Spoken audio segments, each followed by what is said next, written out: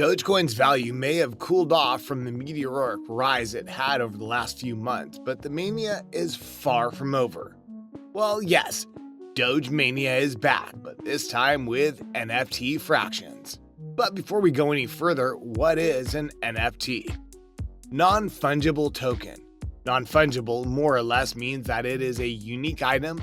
There's nothing else like it in the world. It's typically associated with an image, a video, or some other item of electronic art. And believe me when I say that they sell for millions of dollars. Yes, millions of dollars. But the catch with NFT is that whatever it is that you buy, it is online. There's no physical asset for you to hold. And well, that's the main attraction of an NFT. You can point to something that everyone uses freely and say, I own that. Or at least that was the main attraction. NFTs have been around since 2014, but a booming market in NFTs this year has meant there are fat profits to be made. Artists have started raking in 6- and 7-figure sums. For instance, in February, Beeple's Everydays collection became the most expensive NFT ever sold, fetching $69 million in an auction. Logan Paul, too, recently sold NFT video clips, which are just clips from a video you can watch on YouTube anytime you want, for up to $20,000. There are several such NFTs that have fetched over $1 million at auction, too, including Dogecoin NFT. Yes, the owners of the Shiba Inu dog whose face launched the meme that spurred Dogecoin's creation as a joke cryptocurrency was minted onto an NFT back in June by the dog's owner. It already had a valuation suitable to its pedigree, selling for about $4 million in Ether at the time. The buyer at that time was an investment collective of DeFi leaders, early NFT collectors, and digital arts, going to Pleasr DAO. After buying, Pleasr DAO then split that NFT into billions of individual fractional shares.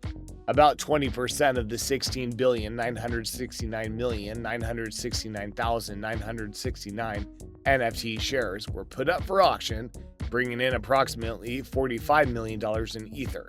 Well, whatever reason could they have had for choosing that number? That puts the value of 100% of the sub-NFTs at more than $225 million. No, seriously? Close to $250 million for a single non-fungible token.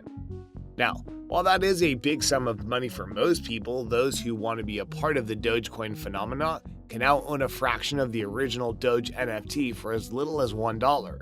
That's because Pleasr DAO was selling fractional ownership of it, starting on September 8. Here's how it works. Through a platform called fractional.art, Pleasr DAO has fractionalized the NFT. As a result, the NFT is represented by billions of ERC20 tokens, which are standard for creating and issuing smart contracts on the Ethereum blockchain. In this game, Pleasr DAO is called the tokens DOG, not the actual Dogecoin's actual symbol Doge. Investors can buy as many or as few DOG tokens as they can afford on fractional.art and decentralized exchange Miso. How many tokens an investor buys will determine their ownership stake in the Doge meme NFT. But Pleasr DAO will still retain majority ownership.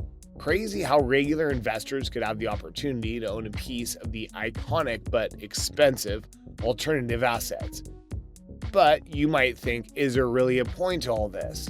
Now, that really depends on whether you are an artist or a buyer. If you're an artist, we're proud of you. Way to go. You might be interested in NFTs because it gives you a way to sell work that there otherwise might not be much of a market for. But what if you're a buyer? One of the obvious benefits of buying art is it lets you financially support artists you like, and that's true with NFTs, which are way trendier than like Telegram stickers. Buying an NFT also usually gets you some basic usage rights, like being able to post the image online or set it as your profile picture. Plus, of course, there are bragging rights when you own the art, with a blockchain entry to back it up. Take, for instance, Dogecoin NFT DOG. DOG holders will be able to participate in future decision-making surrounding the NFT. Imagine how powerful you'd feel and how happy you'd be to brag about it. You'll also vote before the NFT is sold in the future, as James Johnson, the chief pleasing officer of Pleasr DAO, wrote in a blog post. The post read, "It's very much as if the Louvre decided to fractionalize the Mona Lisa and distribute the portion of it for the public to own. However, unlike at the Louvre, collective ownership of art is really only possible using crypto art. In this digital-first world, NFTs can capture significant moments, phenomena, and concepts, while a smart contract can fractionalize and distribute them to the public.